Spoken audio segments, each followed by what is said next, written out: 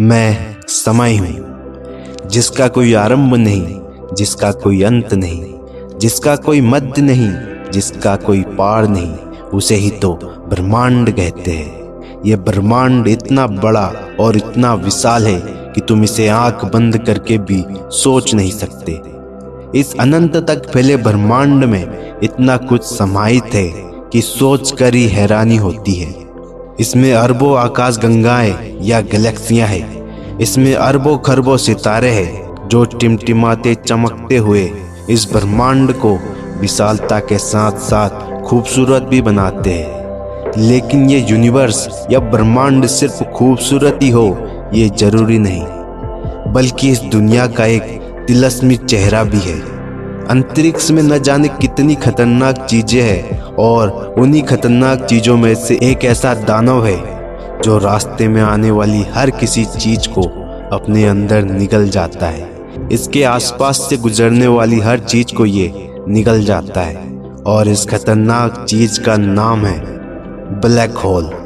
Black hole space में वह जगह है जहां कोई भी नियम काम नहीं करता, ना तो न्यूटन के ना ही आइंस्टाइन के।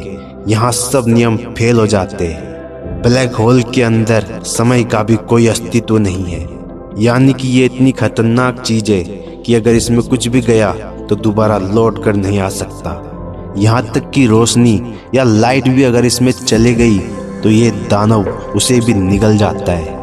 इसमें न समय है और ना ही उजाला है, इसमें सिर्फ अंधकार है जो हर किसी को निगल जाता है।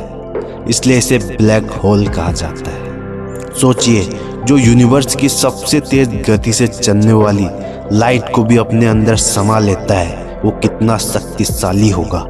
ब्लैक होल बिल्कुल इनविजिबल है, इसे कोई भी देख नहीं सकता, क्योंकि विज्ञान कहता है हम सिर्फ वही चीज देख सकते हैं जो लाइट को रिफ्लेक्ट करता है। लेकिन ये दानव तो लाइट को ही अपने अंदर समा जाता है, तो कोई कैसे देख पाएगा इसे।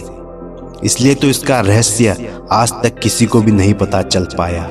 अगर बात करी जाए तो ब्लैक होल कैसे बनता है, तो जब किसी बड़े तारे का पूरा ईंधन जल जाता है तो उसमें एक जबरदस्त विस्फोट होता है जिसे सुपरनोवा कहते हैं। विस्फोट के बाद जो पदार्थ बचता है वह धीरे धीरे सिमटना शुरू हो जाता है और बहुत ही घने पिंड का रूप ले लेता है, जिसे न्यूट्रॉन स्टार कहते हैं। ये न्यूट्रॉन स्टार इतना बड़ा और इतना विशाल होता है कि इसका गुरुत्वाकर्षण यानी ग्रेविटेशनल फोर्स इतना ज़्यादा होता है कि यह अपने ही बोझ से सिमटता चला जाता है और इतना घना हो जाता है कि एक ब्लैक होल का रूप ले लेता है। और फिर इसके रास्ते में जो कुछ भी आता है ये उसे अपने अंदर निगल जाता है, यहाँ तक कि लाइट को भी नहीं छोड़ता।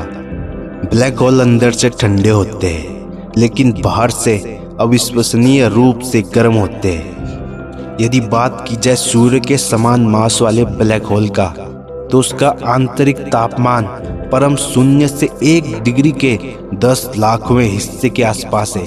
ब्लैक होल के अंदर जाने के बाद कोई भी उससे बाहर नहीं निकल सकता और वो हमेशा के लिए ब्रह्मांड से गायब हो जाएगा। अगर पृथ्वी ब्लैक होल के अंदर चले गई तो धरती पर अंधेरा छा जाएगा। इसका मतलब यह है कि अगर पृथ्वी ब्लैक होल में गिरती है तो उसके भयानक गुरुत्वाकर्षण और ढेर सारे इलेक्ट्रॉनिक चार्ज का सामना करेगी, फिर बाद में सेब के आकार से मैगी या नूडल्स के आकार में बदल जाएगी। पर शुक्र है कि ब्लैक होल पृथ्वी को नहीं निगल सकता, क्योंकि कोई भी ब्लैक होल सौरमंडल के इतना करीब है ही नहीं। पृथ्वी आकाश गंगा के ब्लैक होल से लगभग 16,000 प्रकाश वर्ष की दूरी पर स्थित है, जो कि बहुत ज्यादा दूरी है।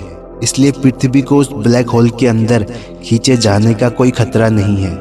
अगर सूर्य के समान द्रव्यमान वाला एक ब्लैक होल सूर्य की जगह ले ले या सूर्य एक ब्लैक होल बन जाए तो भी इससे ग्रहों की कक्षाओं पर कोई प्रभाव नहीं पड़ेगा और ना ही पृथ्वी उस ब्लैक होल में गिरेगी। हालांकि सूर्य के प्रकाश की कमी पृथ्वी पर जीवन के लिए विनाशकारी होगी। सौरमंडल बहुत ठंडा हो जाएगा, लेकिन सारे प्लैनेट्स अपनी कक्षाओं में बने रहेंगे। पृथ्वी और दूसरे ग्रह उस ब्लैक होल के चक्कर ठीक उसी प्रकार से लगाएंगे जैसे वे अभी सूर्य की परिक्रमा करते हैं।